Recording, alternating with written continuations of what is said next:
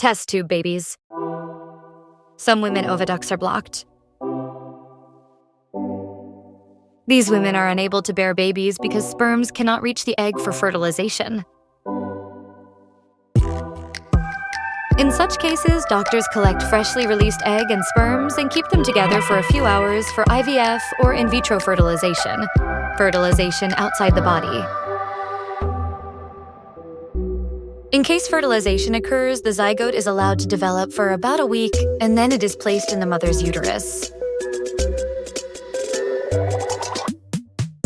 Complete development takes place in the uterus, and the baby is born like any other baby.